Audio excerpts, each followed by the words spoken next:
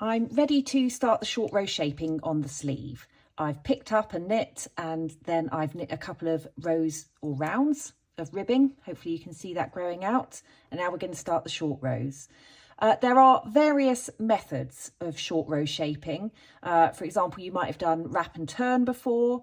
We're going to do German short rows, otherwise known as double stitch short rows, and then recently I've learnt Japanese short rows for an Isaiah pattern. That was very exciting.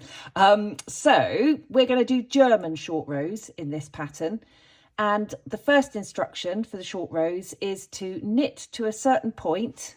So we're going to keep going round in the round, and then it says to stop a certain number of stitches before you get back to the marker. So I'm just going to knit to that point, and then I'll show you what happens next.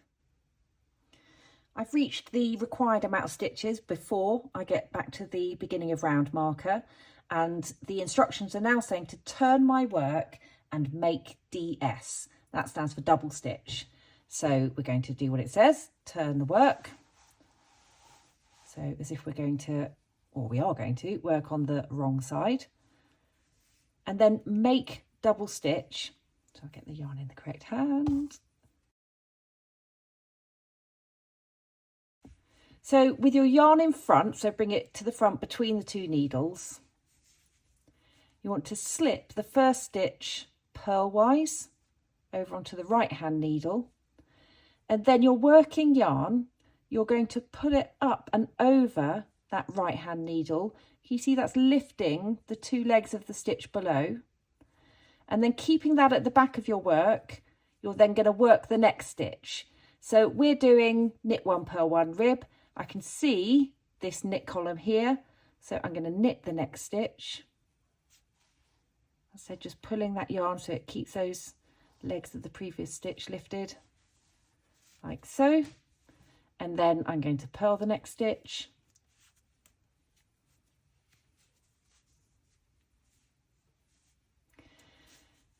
And we're now on the next row, and the instruction is to again work to a certain amount of stitches before we get back to that stitch marker. Okay, so I'm just going to do that and then come back to you. I've now got to the end of the second row of short row shaping. I've stopped where the instruction told me a certain amount of stitches before I get back to the stitch marker. I'm going to turn the work and work a double stitch. So I've turned the work, and again we're going to slip the first stitch over to the right hand needle purlwise. We're going to lift our working yarn up and over the right hand needle, just pulling up the legs of the previous stitch there. So you can see why it's called a double stitch, because there's two legs there.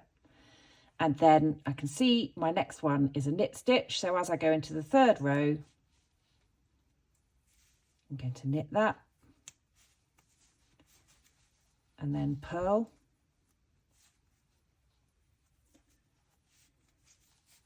And so this instruction for the third row, we're going to keep working in rib and go beyond the previous double stitch that we made. So I'm a few stitches away from that double stitch now, and I can see it coming up. You can see there, it's pretty obvious. So I'm just going to knit to that point.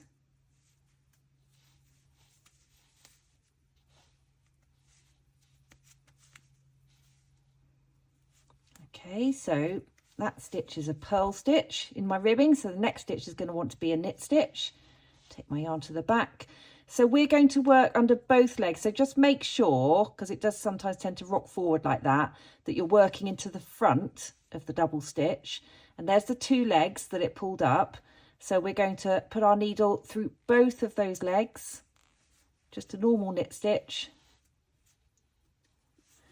And then the instructions we've got are asking us to carry on for 5 more stitches. So I'm going to do that.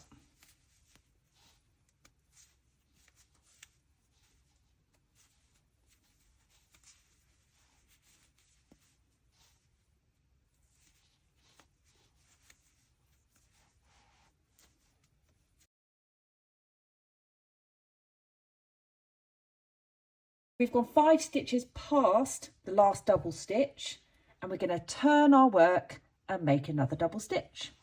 So turn the work Make sure that yarn is at the front, and it's the same principle. We're going to slip that first stitch onto the right hand needle, whereas the last time we did it, or the last two times, we were doing it on a purl stitch. We're now doing it on a knit stitch. So you do the same thing. You lift that yarn up and over, so it's pulling up those legs. Now, because the next stitch is going to be a purl stitch, I'm going to bring it back between the two needles to the front so that I can purl the next stitch. So that's just the slight difference there you need to look out for, that for a start we're making the double stitch looking at a knit stitch, and then the stitch after that is going to be a purl stitch, so you need to bring the yarn right round to the front again. Okay, and now it's asking me to knit to 5 stitches past the other double stitch. So let's do that. I'm going to show one more part of this video just to show you what happens when we work the double stitch that we did from the other side. So I'll just get there and show you, and then you should have all the information you need to carry on doing that short row shaping. So this is one that was a knit stitch when we slipped it and we pulled that yarn over. Again, we're just making sure that we're working into the front legs of the stitch, and you can see there they're a bit twisted, so it does look a little bit different. And because we're still keeping that ribbing, I've just done a knit stitch. My next stitch is a purl stitch, so I'm going to purl into the front of those two legs, so purl them together. That's all it is. And then again, the instructions say to keep going for 5 more stitches before you turn your work and do it all again. At some point, you're then going to go all the way round again, so just as normal, and there might be a couple of, or there will be a couple of double stitches that you just need to work, just as we've just been looking at. I can show you now what the point of these short rows is. So if you look at the underarm, we haven't worked those stitches, we've sort of been working over the other side. And by doing then rows of different lengths, hopefully you can see, I know it's a bit bunched up, you can see that we've created more depth over the cap of the shoulder than at the underarm. That gives the sleeve opening a really, really nice shape. So you've got very little bulk at your underarm. So it's just a really nice shape. If you didn't use short rows and you just turned your work and went back the other way, you would end up with gaps in your work. So I know they might seem a little bit fiddly, but they avoid those gaps. And the German short rows that we're doing, really, you can hardly see them if you can find them at all. So they just work really, really nicely.